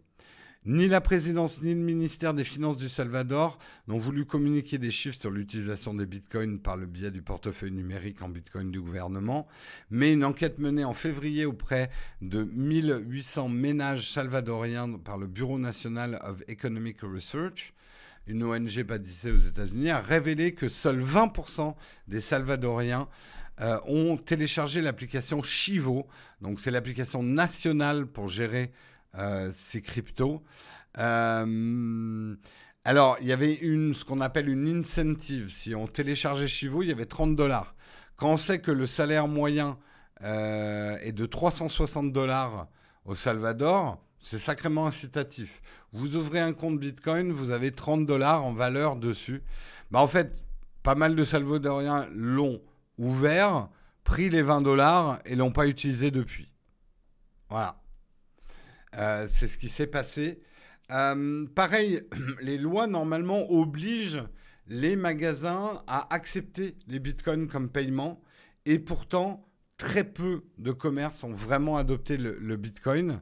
J'avais un témoignage là-dessus. Voilà, à peine 20% des entreprises ont adopté le bitcoin et d'après certains commerçants qui l'ont mis, à peine 1% de leurs clients payent en Bitcoin. C'est un échec assez total. C'est d'autant plus triste que ça arrive effectivement à un pays pauvre qui n'avait pas besoin de ce genre d'expérience financière. Et comme le résume José Flores, un pêcheur de 48 ans et agriculteur salvadorien, le Bitcoin ne profite pas du tout à nous, les pauvres. Et c'est le gros problème aujourd'hui des cryptos. Je ne suis pas un anti-crypto, je ne suis pas pro-crypto. J'ai quelques cryptos plutôt par expérience parce que j'ai mis des très faibles sommes. Donc je ne suis pas un crypto-bro, Je suis pas un crypto hater à 100% non plus. Je trouve qu'il y a des choses très intéressantes dans la crypto. Mais je vais me tourner vers vous pour prendre aussi vos témoignages. Mais le gros problème que j'ai avec les cryptos, on en avait parlé. C'est comme quand j'étais d'ailleurs dans le VTC. Ouais, on se déplace en VTC. C'est pas bien, mais parfois c'est indispensable. On était dans un VTC avec Guillaume. Et le chauffeur nous disait, c'était au moment du crash de Luna et tout. Et ça, il y a un vieil adage de la bourse, hein. Quand votre chauffeur de taxi vous parle de certaines actions, revendez-les tout de suite. En gros, le gros problème des bitcoins, c'est que ça fait miroiter à des gens qui n'ont pas les ressources financières pour amortir des pertes. Ça leur fait miroiter qu'ils auront de l'argent facile. Et on voit avec le Salvador que c'est même à l'échelle d'un pays. Un pays qui est déjà lourdement endetté, qui est pauvre. Bah, quand on voit la réussite indécente des cryptos à certains moments, genre il y a 2 ans, c'est vrai que ça pouvait paraître une bonne idée. Le pays achète plus de 2000 bitcoins et attend sagement que la valeur du bitcoin augmente. Sauf que quand ça diminue, et c'est ça, si ça peut augmenter autant les cryptos, c'est parce que ça peut diminuer beaucoup. Ça, c'est aussi une règle fondamentale du placement. Ce qui perd beaucoup gagne beaucoup. C'est-à-dire, la prise de risque, plus elle est haute, le risque de tout perdre, plus ta chance de gagner énormément d'argent est haute. C'est un ratio assez facile à comprendre, mais que des personnes un peu naïves oublient. La crypto, Bitcoin, Ethereum, d'autres, vous avez des potentiels de gains énormes. Et c'est clair, et ça a été le cas. Mais le potentiel de perte est énorme aussi. Voilà. Et à l'échelle d'un pays, on ne prend pas ce genre de décision. Alors, ne croyez pas que les pays font pas de la spéculation. Je ne suis pas à la Cour des comptes et je ne suis pas au ministère, mais je suis certain que la France fait capitaliser une partie de son argent par des placements boursiers ou autres, des rachats de dettes et ce genre de choses. On serait bien con aussi de ne pas faire fructifier la trésor de la France. Donc, de prendre des risques financiers avec l'argent de l'État et l'argent des contribuables, ne l'oublions pas, c'est pas ça qui me choque. Mais aller sur des produits à risque, c'est ça qui me choque. De toute façon, vous savez que c'est la faute de Macron. C'est la définition. Quoi qu'il se passe, c'est de la faute de Macron. Je vois que certains sont déjà dedans.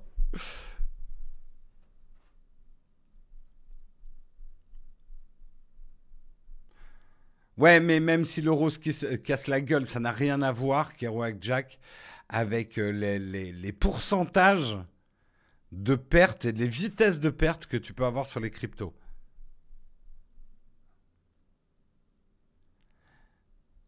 Faire de la spéculation, oui, baisser son économie, basé sur une monnaie aussi volatile, bof. Bah, surtout pour un pays pauvre, quoi. Et effectivement, les pauvres, ils ont autre chose à foutre. En plus, c'est quand même compliqué les cryptos encore aujourd'hui.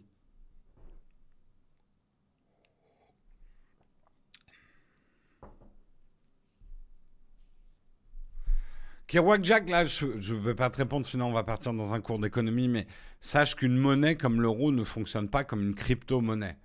Tu peux pas dire l'euro, il y en aura combien. C'est pas les mécanismes qui régissent les monnaies nationales. Le Bitcoin, lui, aura une production finie. Il n'y aura jamais plus de 21 millions de Bitcoin parce que c'est un autre système, en fait. En fait, ce qui a créé la confusion, pour moi, il y a 2 choses qui sont terribles pour les pauvres par rapport aux cryptos. La première, c'est que on a utilisé le mot monnaie, alors que ça n'est pas des monnaies. C'est autre chose. Les crypto-monnaies ne sont pas des monnaies. En tout cas, pour l'instant, elles ne le sont pas. Il y a très peu de produits que tu peux acheter avec des cryptos.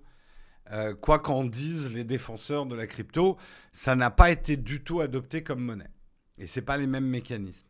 La deuxième chose qui est terrible pour les gens ayant moins de moyens, c'est qu'ils voyaient des chiffres tellement indécents niveau crypto de performance que petit à petit, ça a distillé l'idée dans l'esprit des gens que les cryptos étaient un investissement, un placement. Non, c'est tout sauf un placement. C'est un actif financier.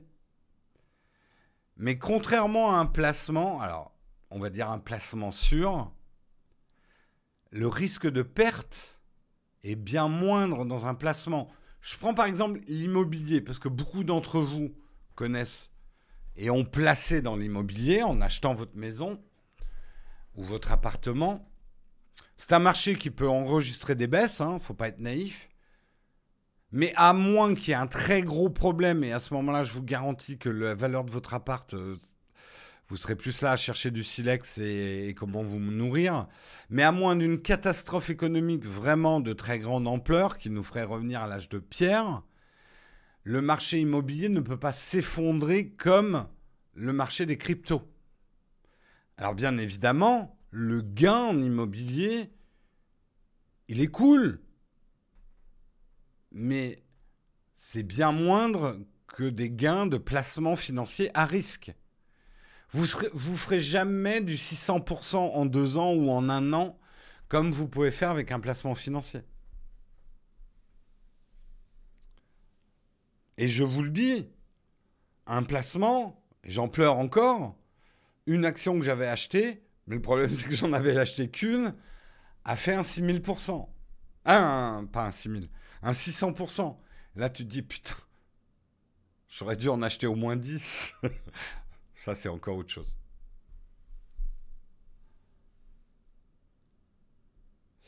Guillaume Slash, il est avec Pierre, naturellement. C'est le moment de placer son partenaire, mon petit placement. Non, ils reviendront peut-être, mon petit placement un jour. Prix de l'immobilier peuvent stagner, tu perds de l'argent. Oui, mais tu perdras jamais de l'argent comme tu peux perdre de l'argent. C'est ça que je vous explique. Tout marché a des hauts et des bas. Un bas en crypto, ça peut plonger de 600%. Ça peut monter de 600%, ça peut plonger de 600%.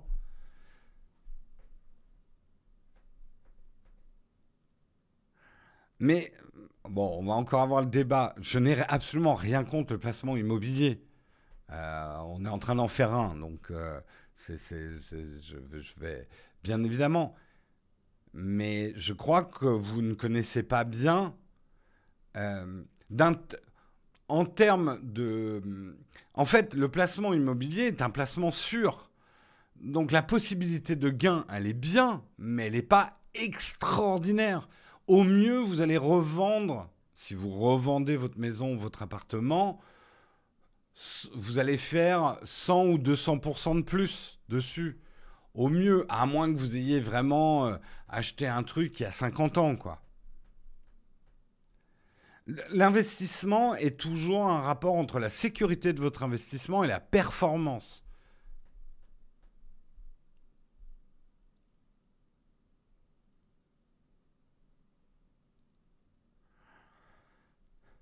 Ouais, Père riche, Père pauvre. Ouais, non, je l'ai pas lu, mais je l'ai pas lu, mais je connais le livre, ouais. Rich Dad, Poor Dad. La bourse, globalement, a un meilleur rendement si vous avez misé sur les bonnes actions, mais le risque est plus grand. Et les cryptos, c'est encore un level au-dessus de la bourse. Les gains peuvent être importants, mais les pertes peuvent être très importantes. C'est ça qu'il faut comprendre, en fait.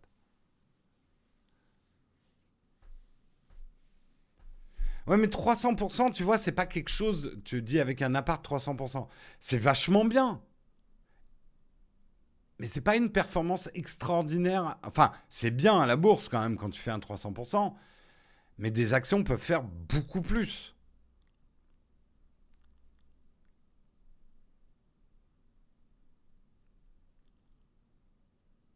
Je vais acheter des actions de Total.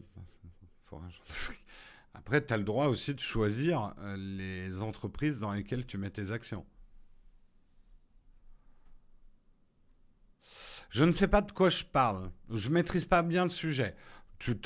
Alors, je suis pas du tout un expert financier, hein, c'est clair. Moi, je vous dis que ce que j'ai compris. Et tu vas me dire, bah, t'as rien compris. Peut-être. T'as peut-être raison.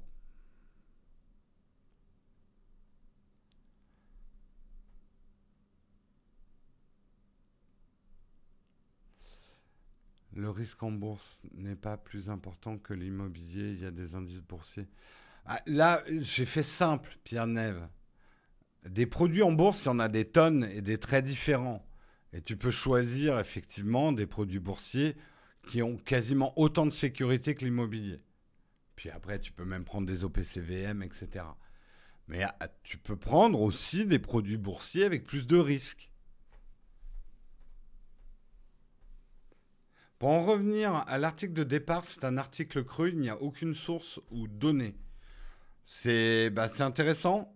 Les sources sont quand même citées, c'est le rapport du NBER. Alors je ne sais pas ce que c'est. On va aller voir. Non mais c'est bien. En tout cas, tu as une réaction saine de mettre en cause les sources. Là, moi, ce que je vois, je vais vous l'afficher. Les sources NBR Working Paper Series. Our cryptocurrency currencies Bitcoin as legal tender in El Salvador. National Bureau of Economic Research. Cambridge, dans le Massachusetts. Je sais pas, après, c'est peut-être... là encore, on ne me demande pas de tout vérifier, mais ils ont l'air de s'appuyer sur une base pour faire l'article qui a l'air... Après, que tu sois pas d'accord, ça veut pas dire que les sources sont pas bonnes. Attention, de ne pas faire ce biais-là. Il me semble que les sources... rapport du FMI, tu vois, il y a 2 rapports du FMI. On va aller voir un rapport du FMI. Ça a l'air chiant à lire. Hein. Mais peut-être qu'il faut lire les sources. Mais en tout cas, je te dis un truc. Tu as un raisonnement très simple de mettre en cause les sources. Mais attention, quand tu parles de parti pris, attention toi aussi à pas avoir de parti pris. Je sais que les cryptos, on peut être fervent défenseur des cryptos. On peut y croire à fond. Et ça va te donner un certain type de biais. Tu peux être hater des cryptos et ça va te donner un biais aussi.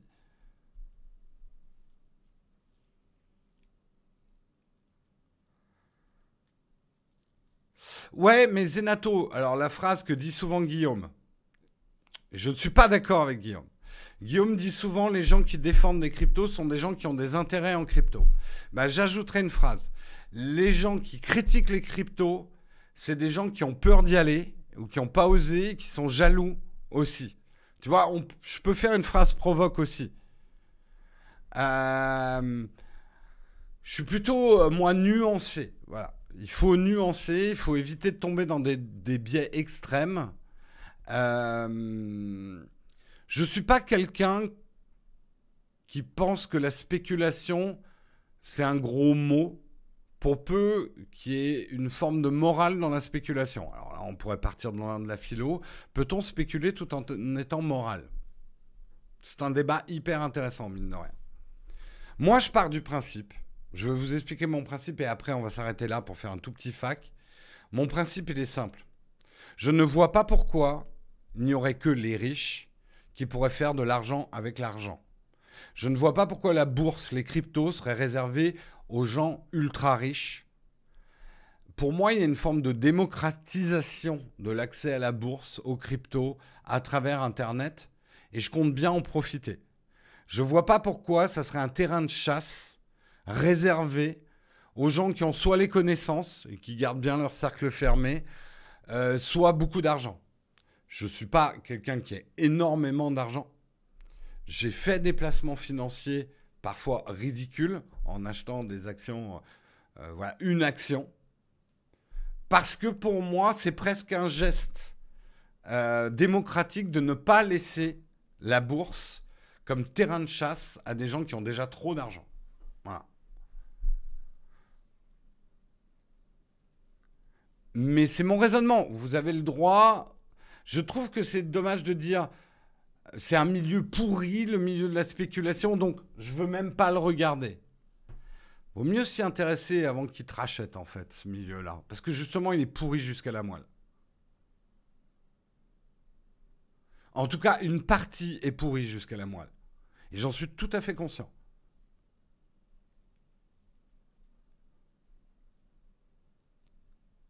Et on n'a pas à laisser...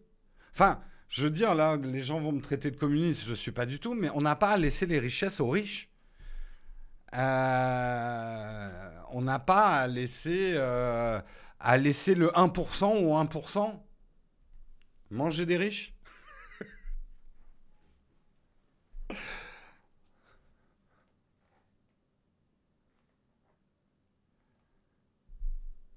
Ouais, j'ai pas fait d'article parce que c'est très technique, hein, le merge d'Ethereum avec le proof of work, of proof of stake.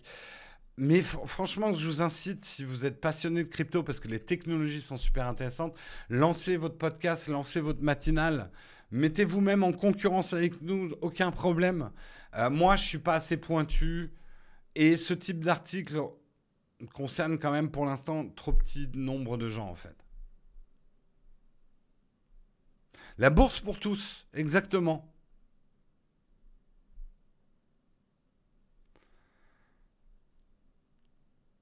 Ouais, t'as raté les meilleurs widgets. C'est la fin de l'émission. On va passer tout de suite au camp de fac. Je suis encore une fois en retard. On va faire un petit camp de fac. Si vous avez des questions à poser, notamment tous ceux qui ont posé des questions dans l'émission qui étaient hors sujet, c'est vraiment le moment de les poser. On va vraiment pas dépasser 10 minutes. Donc à 47, on arrête. On arrête. Go les camps de fac.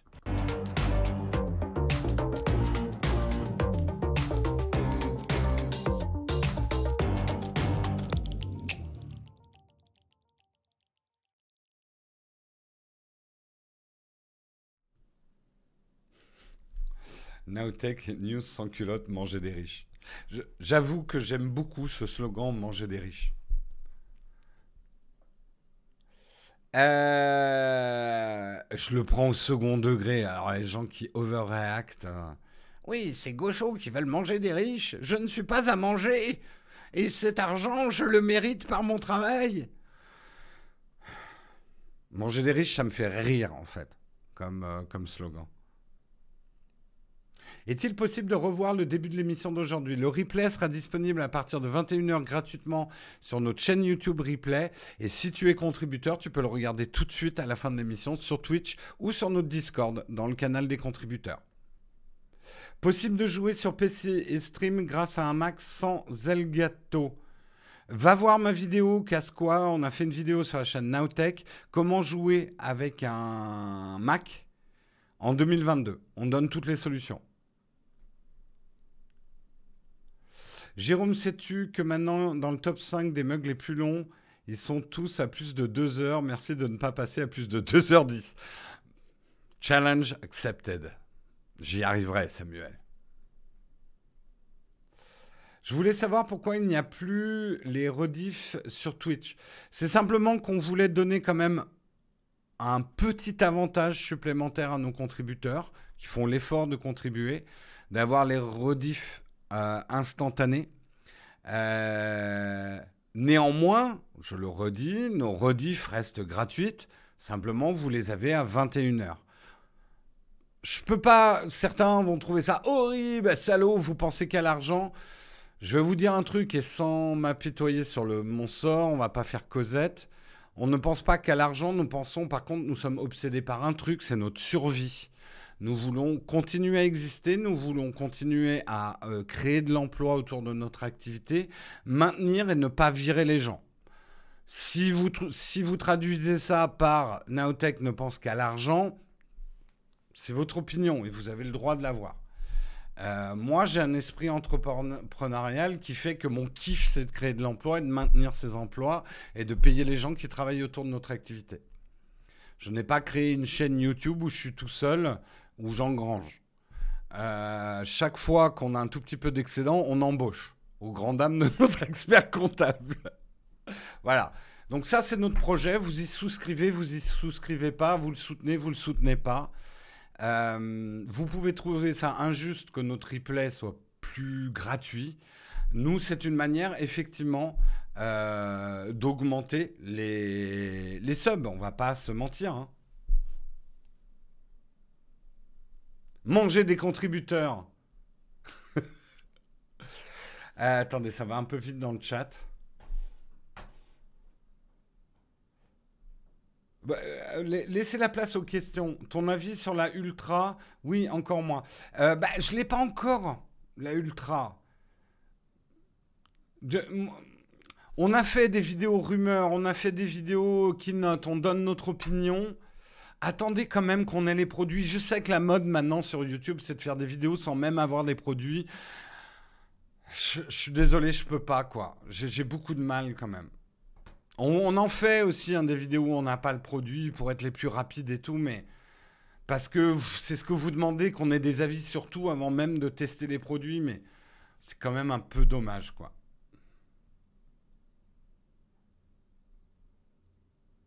Soutenir l'emploi, c'est pas créer un pin, 5 millions d'emplois, je comprends pas.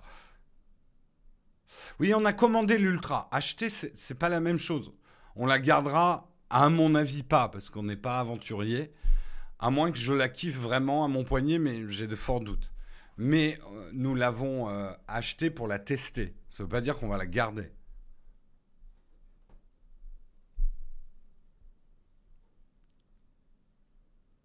Tu trouves qu'Apple innove moins stack depuis la mort de Jobs? Non, bien au contraire, moi, Kerouac Jack, je suis même un peu jusqu'au boutiste. Je pense que, avec tout le respect que j'ai pour Steve Jobs n'aurait jamais pu amener Apple là où Apple est aujourd'hui. Et ça, on le doit à Tim Cook. Je pense que des innovations telles qu'un iPhone ou un iPod, ça arrive une fois tous les 30 ans. Il y en a eu deux d'affilée.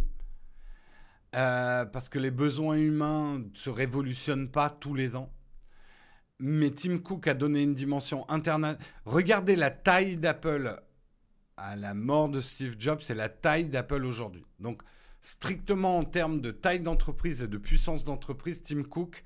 Et je pense que Steve Jobs n'y serait pas arrivé parce que Steve Jobs manquait d'huile dans les rouages. C'était quelqu'un d'assez extrême dans ses opinions. Donc, il a amené Apple là où Apple devait être à une certaine époque. Mais la direction actuelle d'Apple fait un super boulot en termes de grossissement d'entreprise et en termes d'innovation. C'est simplement pas des innovations qui vous excitent, vous les technophiles, mais pour moi, oui, Apple innove beaucoup.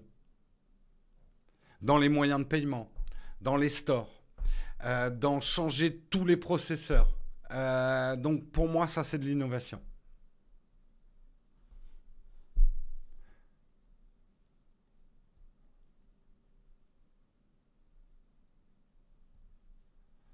En fait, Apple doit se retrouver avec un stock de matos de malade dans les 2 3 mois suite au retour des youtubeurs pour les besoins de tests ou autres. Ils en font quoi? Généralement, nous, on garde quand même plus que 15 jours, donc on les revend, on les renvoie pas à Apple, hein. En plus, ça génère un stress beaucoup. On l'a fait une année. C'est trop stressant de se dire qu'on va les renvoyer derrière à Apple parce que la moindre micro-rayure, enfin, du coup, quand on tourne les plans, on devient complètement parano. On n'aime pas travailler comme ça. Donc, on les renvoie pas dans les 15 jours ou dans le mois aux constructeurs. Simplement, nous, on les revend au bout d'un certain temps, quand on a fini tous les tests. On les garde parfois une année de plus pour pouvoir les comparer avec la génération suivante. Voilà en tout cas nos pratiques. Allez, plus que 2 minutes, je prends les dernières questions. Ce matin, tu as parlé du thème électricité, tu vas sortir une vidéo sur les objets. Peut-être, j'y réfléchis. Ça pourrait être intéressant, combien consomment nos objets tech. Euh, tu veux pas revenir sur... Tu veux pas revenir sur le sujet de la bourse, mais Tim Cook avait beaucoup plus d'argent à sa disposition que Steve Jobs. Ouais, avoir de l'argent, c'est une chose. Ce que t'en fais, c'est autre chose.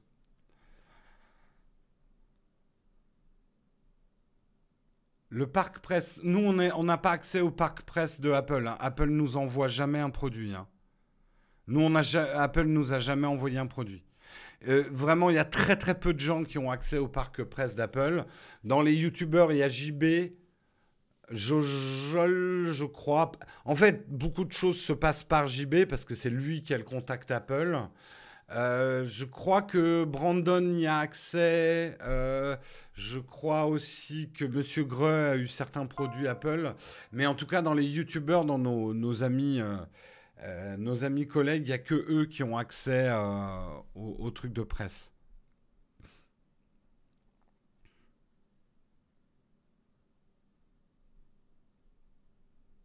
Non, ils nous ont pas offert la. Franchement, vous fantasmez souvent, enfin certains d'entre vous fantasment. On n'a aucun contact avec Apple, mais aucun, du tout. Ils nous connaissent même pas.